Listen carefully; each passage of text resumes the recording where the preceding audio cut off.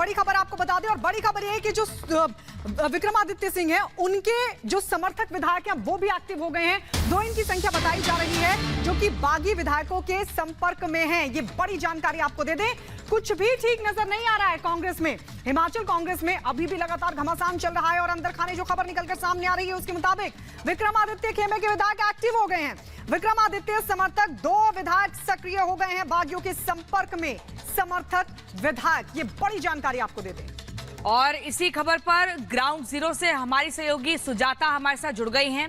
सुजाता, ये बड़ी खबर, हलचल अभी भी लगातार बरकरार है, कुछ भी शांत होता हुआ दिख नहीं रहा है, लेकिन विक्रमादित्य समर्थक जो 2 विधायक हैं वो एक्टिव हो गए हैं। क्या मतलब है इसके, क्या मायने निकाले जाए?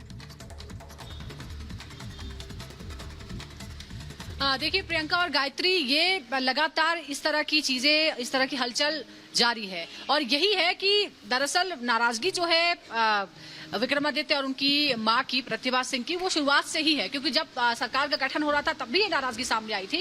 लेकिन समस्या ये है कि प्रतिभा सिंह और विक्रमादित्य के पास उतना समर्थन नहीं है, अभी तक उतना समर्थन नहीं है जितने विधायकों का समर्थन सुक्खू के साथ है, और इसीलिए सुक्खू को ही सीएम चुना गया था। लेकिन अब हालात बदल रहे हैं, क्योंकि बहुत सारे लोग हैं जिनको ये लगता है कि सीएम सुक्खू उनके लिए अवेलेबल नहीं होते हैं, उनकी बात नहीं सुनते हैं। ये भी कहा जा रहा है कि जब भी वो अपने इलाके के लिए कुछ मांगते हैं या फिर अगर वो बजट में भी अपनी कोई राय देते हैं तो वो सुनते नहीं है। इस तरह के आरोप उनकी तरफ से लगाए गए हैं। इसी तरह की बातें सामने आई हैं जब बार बार प्रतिभा सिंह कहती है कि कार्यकर्ताओं को सुना नहीं जा रहा है, उनको कोई सम्मान नहीं दिया जा रहा है। राजेंद्र राणा खास तौर पर एक वरिष्ठ नेता है, वरिष्ठ विधायक हैं, और प्रेम कुमार धूमल जो कि पूर्व मुख्यमंत्री हैं, रहे हैं हिमाचल प्रदेश के, उनको हराया था तो उनको ये लगा था कि शायद उनको भी कैबिनेट में शामिल किया जाएगा। 1 साल तक उन्होंने इंतजार किया लेकिन उन्हें उचित सम्मान नहीं मिला और आज वो बागियों के कैंप में शामिल हैं और लगातार हमले कर रहे हैं। कल भी हमने उनके कई फेसबुक पोस्ट देखे जिसमें उन्होंने बार बार बताया कि जनता बताएगी गद्दार कौन है, किसने बेवफाई की है, जनता के दरबार में हम जाएंगे।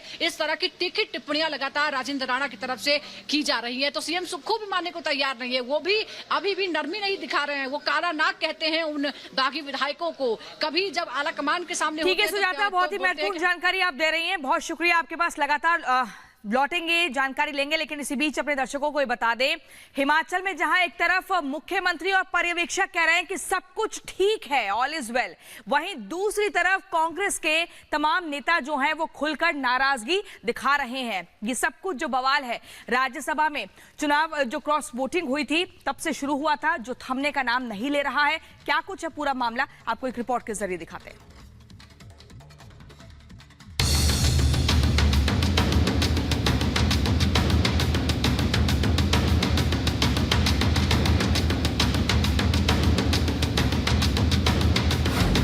सुक्खू सरकार पर संकट बरकरार।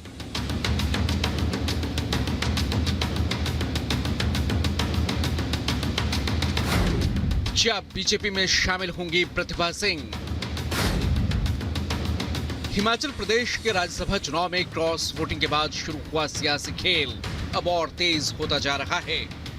राज्य में कांग्रेस सरकार के पास बहुमत होने के बावजूद भी राज्यसभा की सीट बीजेपी की झोली में जाने से शुरू हुआ घमासान अब और तेज हो चुका है। एक तरफ सीएम सुखविंदर सिंह सुक्खू और पर्यवेक्षक दावा कर रहे हैं कि राज्य में सभी विधायकों की नाराजगी दूर हो चुकी है और सरकार में सब कुछ ठीक है, तो वहीं दूसरी ओर कांग्रेस विधायक लगातार असंतोष की स्थिति बयां कर रहे हैं। इस बीच पूर्व सीएम वीरभद्र सिंह के बेटे और कांग्रेस विधायक विक्रमादित्य सिंह ने एक बड़ा संकेत दिया है। दरअसल विक्रमादित्य सिंह ने अपने सोशल मीडिया अकाउंट्स की बायोग्राफी में बदलाव करते हुए प्रोफाइल पर मंत्री की जगह हिमाचल का सेवक लिख दिया है। वहीं दूसरी तरफ कांग्रेस नेताओं की नाराजगी भी खुलकर सामने आ रही है। हिमाचल कांग्रेस की अध्यक्ष प्रतिभा सिंह ने भी बीजेपी में शामिल होने की खबरों पर इनकार नहीं किया है। सभी के ध्यानार्थ में मैंने ये बात लाई है कि अगला चुनाव बहुत नजदीक आ गया है हमारा लोकसभा का, और इस मकाम पे अगर हम पार्टी वर्कर को कहीं ना कहीं कोई महत्व नहीं देंगे, एक एक पार्टी वर्कर जो घर घर जाके वोट मांगता है, पिछले जो विधानसभा के इलेक्शन हुए उसमें भी उन्होंने ही काम किया था, उन्होंने ही हमारी सरकार बनाने में एक बहुत महत्वपूर्ण रोल अदा किया था। तो आज अगर इस मकाम पर लोकसभा के चुनाव को देखते हुए हम उनको कहीं एडजस्ट नहीं कर पाएंगे तो हमारे लिए ये चुनाव जीतने मुश्किल हो जाएंगे। ये बात कहता हूँ कि हिमाचल प्रदेश में कांग्रेस सरकार को सत्ता में रहने का कोई नैतिक अधिकार नहीं रह गया।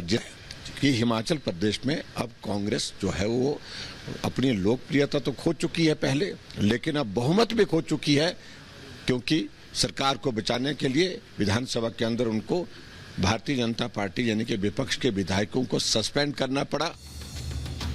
इस बीच विक्रमादित्य सिंह भी दिल्ली पहुंच चुके हैं। खबर है कि अंदर खाने बीजेपी से डील चल रही है, लेकिन इस तूफान में सुक्खू कांग्रेसी विधायकों पर प्रहार कर रहे हैं। क्रॉस वोटिंग करने वाले बागियों को गद्दार और काला नाग बता रहे हैं। कोई भी विधायक और ये अपना पीसीसी या जो हमारे पदाधिकारी हैं पीसीसी के, कोई भी पार्टी के बारे में अंदरूनी बात के लिए या सरकार के बारे में कोई प्रेस में नहीं जाएंगे। This is bad news for you. ये संकट तो नहीं मानता, ये राजनीतिक चुनौतियां होती है और राजनीतिक चुनौतियां का सामना करना पड़ता है और मिलजुल कर हमने इस राजनीतिक चुनौती का सामना किया है। निश्चित तौर पर हम जनता की सेवा के प्रति जवाबदेही है, अपना दायित्व जनता के प्रति हमें निभाना है। वहीं सुक्खू के काले नाग वाले बयान पर बागी विधायक राजेंद्र सिंह ने सोशल मीडिया पर अपना रुख साफ करते हुए लिखा कि अब हिमाचली अस्मिता का मशाल थामने वाले गद्दार बताए जा रहे हैं। राजेंद्र राणा ने लिखा कि कौन गद्दार है और कौन वफादार, इसका फैसला अब जनता करेगी। बता दें कि बीते दिनों राज्यसभा चुनाव में क्रॉस वोटिंग करने वाले 6 बागी विधायकों को हिमाचल प्रदेश विधानसभा के स्पीकर ने अयोग्य घोषित कर दिया। राजेंद्र राणा, रवि ठाकुर, चेतन शर्मा, आईडी लखनवाल, सुधीर शर्मा और देवेंद्र भुट्टो को विधानसभा की सदस्यता से अयोग्य घोषित किया गया। फिलहाल हिमाचल की सुक्खू सरकार में रस्साकशी का दौर जारी है और कांग्रेस नेताओं की नाराजगी खुलकर सामने आती जा रही है। Bureau report, Republic Bharat.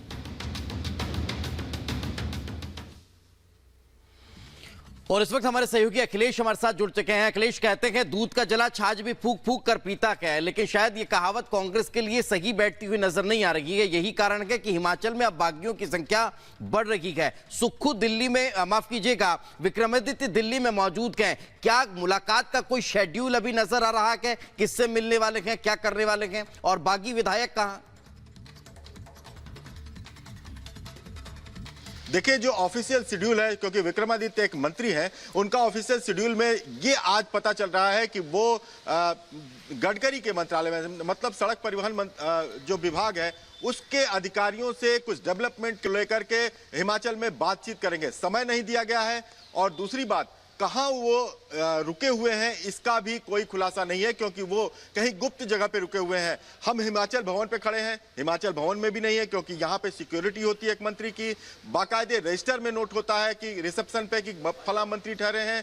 Himachal सदन में भी नहीं है और यहाँ तक कि जो उनका एक पुश्तैनी घर है यहाँ दिल्ली में, वहां पर भी नहीं है। तो ये माना जा रहा है कि कहीं पे वो गुप्त जगह पे हैं और वो लगातार अपने जो बागी विधायक हैं उनसे संपर्क में है, क्योंकि साफ तौर पे देखने को मिल रहा है कि कांग्रेस को जिस तरह से इस डैमेज कंट्रोल के लिए एक्टिव होना चाहिए था, केंद्रीय नेतृत्व एक्टिव नहीं दिख रहा है।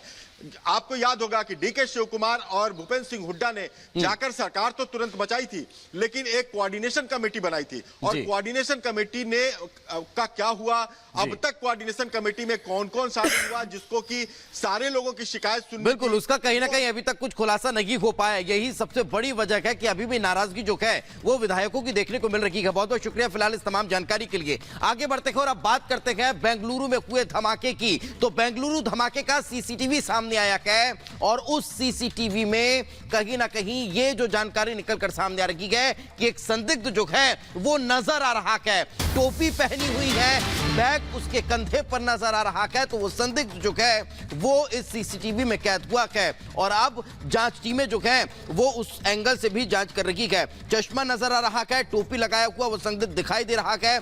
संदिग्ध के पास एक बैग भी मौजूद है। खाना लेने के बहाने वो अंदर घुसा था और उस पर शक इसलिए बढ़ता जा रहा है क्योंकि जिस जगह पर धमाका हुआ वो बार बार उस तरफ देख भी रहा था। यही कारण है कि बेंगलुरु धमाके के सीसीटीवी से नजर आए ये शख्स जो है वो अब उस पर न सिर्फ शक गहराता जा रहा है बल्कि उस को लेकर अब जांच पड़ताल भी जो है वो तेज होती हुई नजर आने वाली है। तो धमाके का संदिग्ध जो है वो सीसीटीवी में लाल घेरे में आपको नजर आ रहा होगा। और इस बीच एक और बड़ी खबर, इसी से जुड़ी बड़ी खबर ये कि फोरेंसिक जांच अब शुरू हो गई है। पूरा जो इलाका है धमाके वाला उसको सील कर दिया गया है और आपको बता दें आज सुबह भी सुरागों को तलाशा गया है। ये बड़ी जानकारी आपको दे दें, धमाका किस तरीके से दिया, इसके पीछे की पूरी साजिश क्या थी और किस चीज का इस्तेमाल किया गया था, तमाम चीजों को लेकर अब जांच पड़ताल शुरू हो गई है। फोरेंसिक जांच की जा रही है। आज सुबह भी सुरागों को तलाशा गया और बताया जा रहा है कि जो कैफे के आसपास का इलाका है उसको सील कर दिया गया है। हर एंगल से धमाके की जांच की जा रही है, हर एंगल से जांच की जा रही है इस धमाके की। बड़ी जानकारी आपको दे दें, जो पूरा इलाका है धमाके वाला उसको सील कर दिया गया, कैफे के आसपास के इलाके को सील कर दिया। और ये फोरेंसिक टीम जो मौके पर मौजूद नजर आई उसने आज सुबह भी जांच पड़ताल की है। बेंगलुरु धमाके को लेकर 3 मॉड्यूल शक के घेरे में है। एनआईए ने इस पूरे मामले की जांच शुरू कर दी है और आपको यह भी बता दें कि जो बेंगलुरु पुलिस है यूएपीए के तहत भी मामला दर्ज कर लिया है, लेकिन 3 संगठनों पर शक जाहिर किया जा रहा है। इस धमाके के पीछे एक्सक्लूसिव तस्वीर आपको दिखा रहे फोरेंसिक टीम जब मौके पर पहुंची और जांच पड़ताल शुरू की गई।